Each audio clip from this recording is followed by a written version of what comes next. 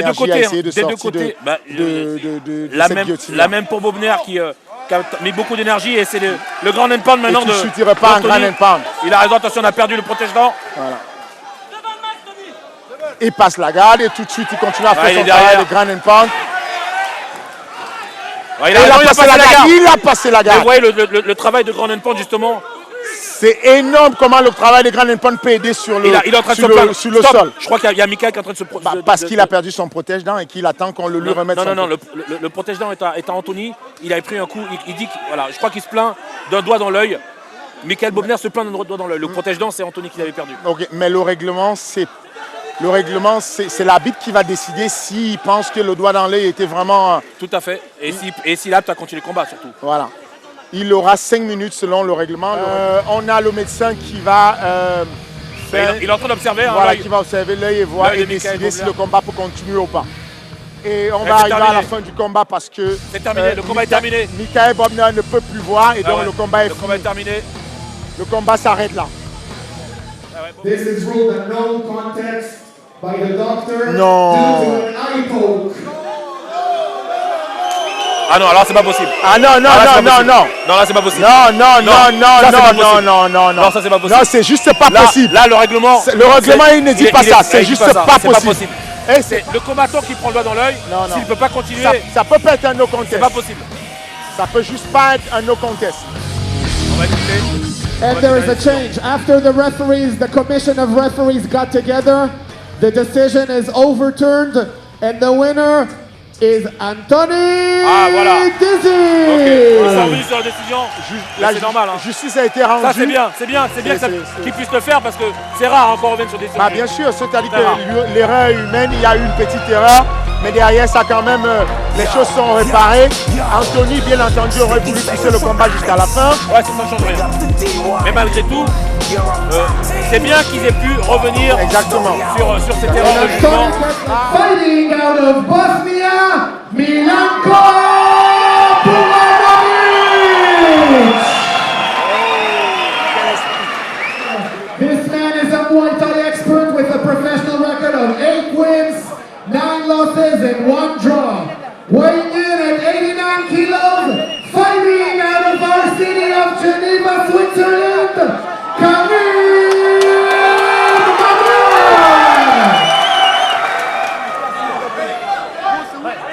Et c'est parti. Donc on a Karim Mamad qui est droitier et puis on a Milanko qui est gaucher, qui est southpaw comme le disent nos amis anglophones.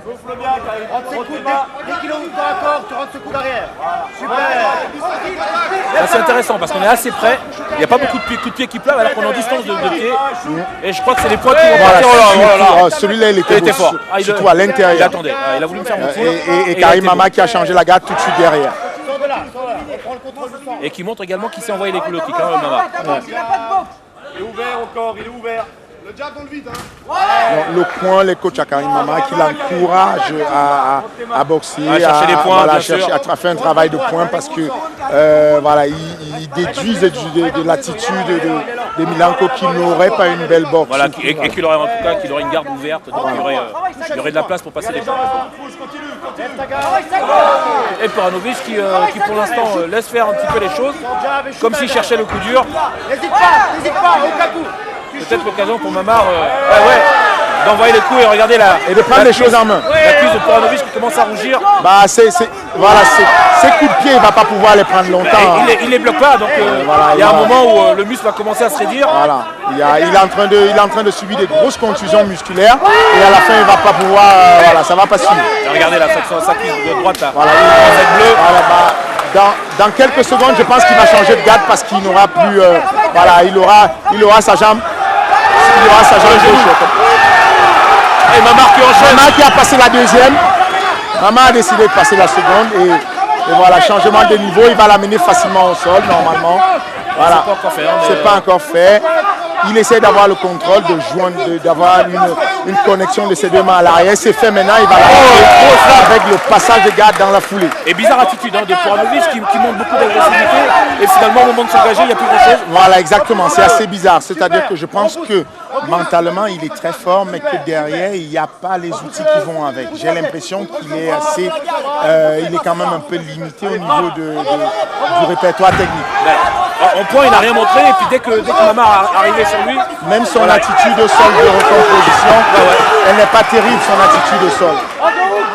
Moi j'ai cru que ça laissait entrevoir des grosses capacités au sol, mais même là, c'est Mama qui prend les devants et qui est dessus et qui est en train de faire le travail. Je crois que... Ah ouais, il est bien en contrôle là. Il est bien en contrôle, il a voilà. Le grand pound. Attention quand même au genou à Mama. Il y avait un contrôle de jambes là et j'ai l'impression que Milenko, une fois de plus, il ne s'est pas rendu compte qu'il avait une opportunité d'attaquer Non, je crois que comme l'a dit, techniquement, il y a encore du travail à faire. Dangereux sur le hop kick. Donc hop kick, c'est le coup de pied ascendant qui va vers le haut. Déséquilibre de Karim.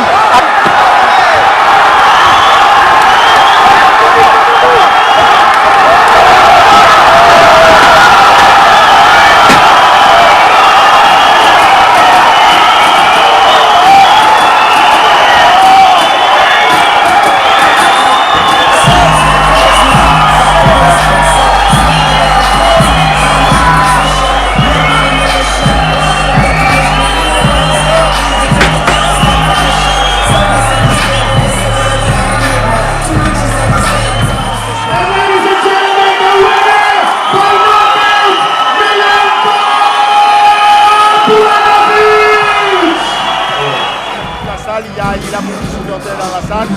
Voilà, for our fifth fight of the night in the 77 kilogram division. First, fighting out of the red corner. This man is an MMA specialist with a professional record of 3 wins and 1 loss. Weighing in at 77 kilograms, fighting out of Norway, Emil Hemmervik!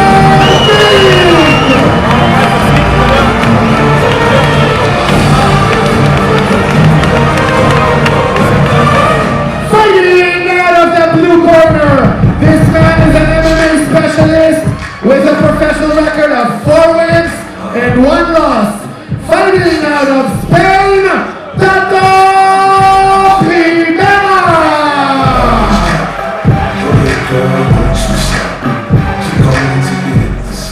Qui ont un physique vraiment 77 kg, c'est énorme d'être taillé comme aussi bien taillés comme des Spartiates. Ils sont vraiment, oh là là, le jab d'Emile qui a fait mal tout de suite. Oh là là, ça fait 2 fois il passe son bras avant un jab et tout, et il y a tous ces jabs. Le 3e jab, il est passé déjà, mais complètement. Il a une boxe rectiligne qui est juste excellent. Et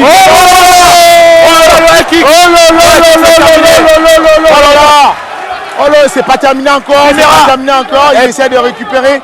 Je rappelle, j'espère que le combat va durer pour juste rappeler que c'est pas Martin Reyes, mais c'est Tuto Rivera et qui croit. Le retournement de situation. Le retournement de situation. Oh, c'est énorme, c'est énorme. Le genou. Énorme, le genou. C'est terminé. Du combat. Quel combat. Quel combat de folie. Quel retournement de situation. Combat de folie. C'est énorme. À moi. Et quand nous venons simplement d'assister au combat un truc de fou. Le combat de la rentrée. C'est juste pas possible.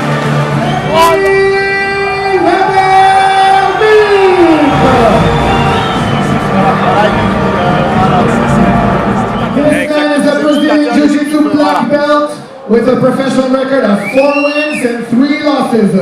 Weighing in at 70 kilograms, fighting out of Brazil, Rickson Ponte!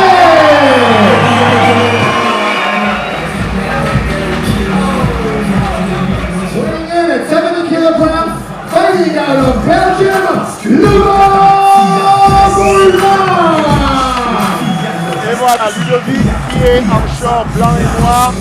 Boulevard et coin rouge pour Rickson Pontes. Allez, c'est parti.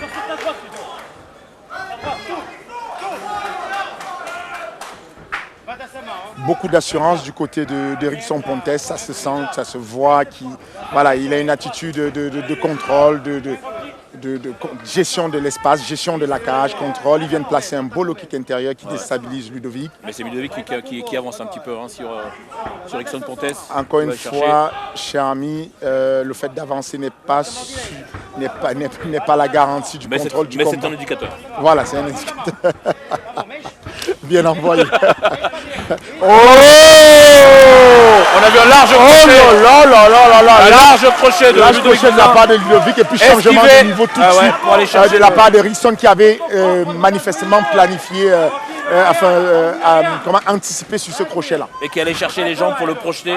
Amené au sol, contrôle en croix. Il place bien son genou. Voilà. Ludovic qui essaie de reprendre Erickson dans sa garde. Il n'est pas loin d'y arriver, il n'est pas loin d'y parvenir. Il a la demi-garde. Voilà, il a récupéré une demi-garde. C'est-à-dire une jambe d'Erickson Pontes. Une jambe entre les deux jambes de celui qui est sur le dos. Voilà. Il essaie de revenir, de se mettre sur le côté, de placer son coude par terre pour se relever. Ah, Pontes qui vient de passer en position montée. Mais surtout, il met en danger Ludovic avec un katagatame. Katagatame ou triangle de bras. Attention. Et là, ça va être difficile parce qu'il appuie.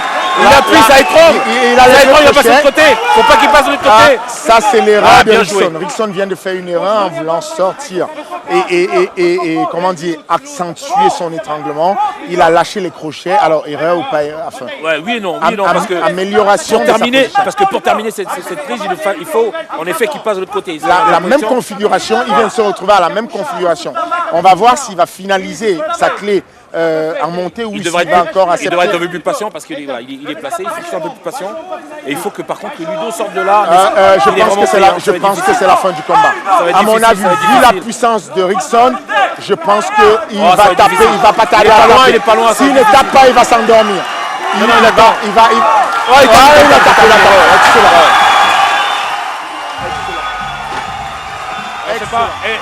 Et Pontes qui s'en va, on ne sait pas où il va. Pontes qui est parti saluer le public. Il est parti dans le public. On vous l'a annoncé tout à l'heure, il y a la moitié de la salle qui lui est acquise. Vraiment, je tiens ici à faire mes hommages à Ludovic. Boulevin, bien sûr. Qui, je vais éviter de parler des détails dont il ne veut pas parler, mais passe une situation. In the first round, Rickson Pontes!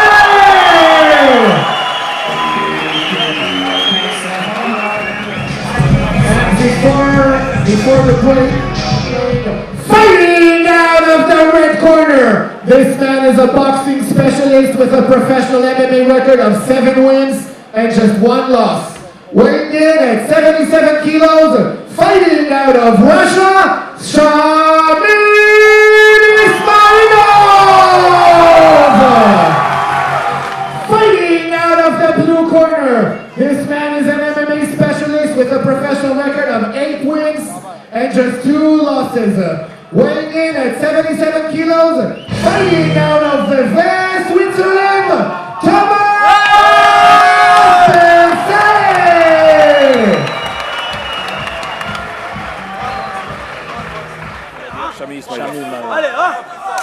Allez, c'est parti. Opposition de garde. Chami qui est en gaucher, il vient de garde et qui frappe tout de suite très fort. Et tout de suite. Très agressif, on l'attendait. Oh, forte projection. Alors attention parce qu'il est du mauvais côté de la guillotine. Il est sorti Chamil. Il est sorti de la guillotine. Thomas qui prend Chamil dans sa garde et qui commence à travailler avec ses jambes. Il va chercher l'épaule en contrôle, il bloque son bras droit. Et tout de suite il passe en Robert Garde. Il tient carrément la cheville et comme ça il peut contenir le grand pound de Chamil. Qu'il a poussé justement contre la cage pour essayer de bloquer un petit peu sa mobilité. Bertrand, je ne vous cache pas que j'aurais préféré si j'étais dans le coach à Chamil qui reparte debout parce que ça reste toujours risqué de jouer à ce jeu avec Thomas Bensay au sol. Je vous le répète, il a 6 victoires avec 6 victoires par soumission sous son palmarès de 8 victoires. Ouais, je pense que Chamil Ismailov est au courant et qu'il doit sûrement attendre l'occasion et le bon moment pour se redresser. Et peut-être essayer de marquer quelques points au sol, il est au-dessus, il peut envoyer quelques grands pounds. Mais c'est vrai que Thomas Bercet a l'air à l'aise dans cette position. Ah oui, il est vraiment, il contrôle tout. Il est vraiment, déjà, il empêche la distance de frappe. Et il frappe bien d'en dessous. Hein. Voilà, il frappe bien d'en dessous. Et pendant ce temps, Chamil n'a pas l'amplitude nécessaire pour pouvoir porter des frappes plus efficaces que celles qu'il a.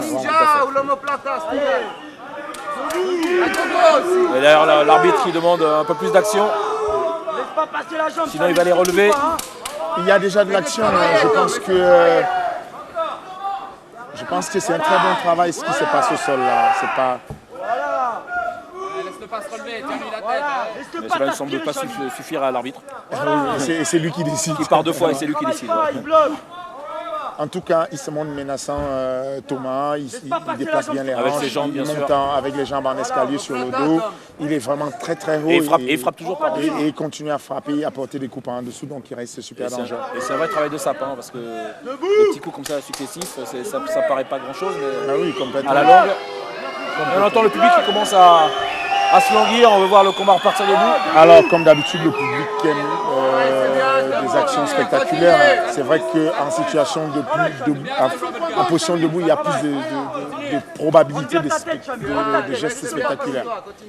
Il est reparti dans sa roubagade, il change de côté, il tire sa cheville. Ça permet à l'autre de ne pas redresser la posture et donc de ne pas avoir la distance nécessaire pour porter les frappes. Frapper. Voilà. Essaye de lui contrôler la hanche avec ta jambe gauche. Ouais, pour l'instant, c'est le travail. Le travail, voilà. C'était pour Thomas Bercet. Et c'est parti debout, on va partir debout. On va faire attention. Chamil va essayer de garder la distance et de mettre en place sa boxe. Et donc, et de tout de suite, il y a ces points qui parlent en anglais. Et il touche. Et il touche correctement. Et Thomas Bercet qui Thomas Bercet répond avec. Il lui rend, bien sûr, il lui rend pareil. Il répond avec les jambes, genoux. Ah ouais. les genoux et les jambes. Et donc, Attention, ça va jeter. Et c'est lui qui fait c'est lui qui jette. énorme. Magnifique. Juste énorme. Énorme, Thomas Bercet. Une souplesse qui est magnifiquement exécutée. Il part sur la clé de jambe. Attention, hein. Attention, la clé de jambe là pour Thomas Bercet. Tentative. Non, il n'est plus en danger. Il est sorti de la clé de bras. Alors, pour revenir sur la projection, c'est Chamil qui passe les bras dessous et qui a le contrôle de la ceinture. C'est lui qui installe la garde. Et il y a Thomas qui en sec ces deux coups et donc pas en technique qu'on appelle la finlandaise en lutte gréco-romaine. Magnifiquement exécuté. Passage de garde de Chamil. Encore une fois, il n'a pas dit son dernier mot sur le passage de garde. Thomas s'est pas passé encore. Il essaie de faciliter il se replace bien avec ses jambes, tout à fait. Voilà, le genou est bien placé pour empêcher à l'autre de le récupérer en demi-garde et continue à porter des frappes assez sérieuses en ground and pound. Chaque frappe est vraiment pour faire mal. Il va essayer de passer, il passe encore, regardez. Et le coup de poing marteau. Il passe de l'autre côté, il passe en coup de poing marteau. Ah ouais, mais par contre, la garde vraiment de Thomas Bercet au sol est imperméable. Voilà. Et il a fini à récupérer Chamil dans sa garde, c'est-à-dire entre ses deux jambes. Construis de nouveau, Thomas. Et il repart avec la roubagade. Il repart avec la roubagade. Il vient garder avec l'autre bras, il vient frapper. Parce que justement, il y a une jambe qui l'aide à le garder et donc il se libère un bras. Il a toujours un bras disponible. Et il est tranquille pour pouvoir frapper. Et il est tranquille. Il est comme dans un canapé chez lui, il est tranquille, il frappe. Enfin, je pense qu'il serait mieux dans un canapé chez lui. Quand même. Enfin, oui. Tu pars sur la guillotine. C'est pas mal. Essaye la Kimou, isole le bras. Je sais pas comment c'est les canapés chez vous, Lopez. J'avoue. M'invitez pas à la maison. Hein. Je viendrai pas. J'avoue que le canapé, c'est trop gentil. Okay. Et c'est la fin de cette première reprise. De la première reprise. Vraiment, donc ça, bien sûr. Du coup, voilà. Il ne va pas travailler longtemps en anglais et l'autre va le rattraper. Ouais, c'est les jambes là, de Bercet qui parlent pour l'instant. Tu as les points. Ismailov qui est 3 points qui touche. Ismailov qui touche. Il est déterminé, Ismaël. Oh là là. Il se jette un petit peu trop dans la bagarre là. Voilà. Oh, je pense que. Il est un petit peu fougueux, Ismailov. Je pense qu'avec un petit peu plus de précision sur ses coups, il serait vraiment très mal. Attention, ça va projeter. Oh, très fort. Ah oui. Magnifique double leg. Tout de suite, il passe la garde, il se met à l'abri de la guillotine puisque son adversaire Thomas le tenait. Par deux fois. Donc, il a compris la leçon. Là, il est directement, suite à cette projection, passé en position de contrôle latéral. Allez Thomas, reprends la garde. Il va essayer d'avoir peut-être une meilleure position. Je le vois prendre le bras pour aller peut-être chercher une Kimura. Regardez, sur le bras droit de Thomas Bercet. Ouais, il tente une clé de bras. Alors, je pense que Thomas est assez averti et qu'il la voit venir à la clé. Ouais, il est en dos et Katame, c'est un contrôle de. C'est une clé bras tendu. Après, le contrôle, il est bien fait de façon à ce que. Ouais, sauf qu'il faudrait qu'il décale un petit peu son bras. Ouais, il est un petit peu loin. Ta jambe droite. Il était bien placé, il était bien placé. Quoi qu'il en soit, Thomas n'aura qu'à pousser sur l'aisselle pour se débarrasser de la clé. Reprends la garde, reprends la garde. On a Il frappe lourde. un gros coup de poing marteau qui vient d'atterrir sur le visage de Thomas. J'ai l'impression, Bertrand, que Thomas a jeté l'éponge, a récupéré la garde, la demi-garde comme il le faisait sur le premier round. C'est-à-dire qu'il restait dans une attitude où il évite juste la montée, mais il ne se bat pas pour récupérer la position avantageuse qu'il avait tout à l'heure. C'est vrai, mais peut-être qu'il est également en train de récupérer. Il fait aucun effort. Il faut quand même qu'il fasse attention parce que la clé de bras, elle peut passer. Comme il est placé, on est du mauvais côté du bras. Il faudrait qu'il utilise sa main droite pour pousser sous l'aisselle à Ismailov de façon à le déséquilibrer. Que celui-ci ait le choix entre se rééquilibrer ou alors insister sur la clé et être renversé. Bouge tes hanches, Thomas. Pour l'instant, c'est pas ce qu'il fait. Là, il va essayer, il va y arriver, ça il revient. Là, il repasse, Ismailov, il revient en contrôle costal. Et il va retravailler encore sur ce bras droit. Ah, il insiste dessus, hein. Je pense qu'il le sent vraiment qu'il tient quelque chose. Hein. Alors, l'arbitre n'a pas été vigilant, mais il est interdit d'utiliser la cage comme il vient de faire quand même Thomas avec ses orteils. Hein. Ouais, mais regardez la facilité avec laquelle Ismailov vient de repasser encore une fois la garde de Thomas Bercé, qui vraiment a l'air beaucoup plus en difficulté sur les positions sur le dos que précédemment.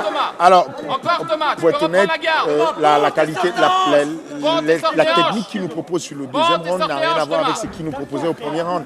J'ai l'impression qu'il y a quand même la fatigue qui vient atténuer sa capacité à se mouvoir au sol. Quoi. Ouais, mais là, il va quand même peut-être passer de le regarder. Il essaie de...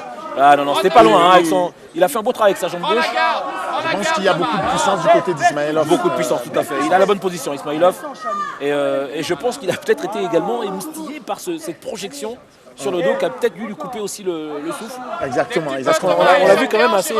On ne le dit pas assez, mais ces projections qui ont de la hauteur et de l'amplitude, des fois viennent compresser la cage thoracique et vont effectivement faire ce que tu viens de dire, couper le souffle. Là. Allez Thomas, sors tes hanches. Genou abdomen. Donc, il va peut-être essayer de passer en position montée. Voilà, et il amorce de manière très technique, très professionnelle avec le genou abdomen.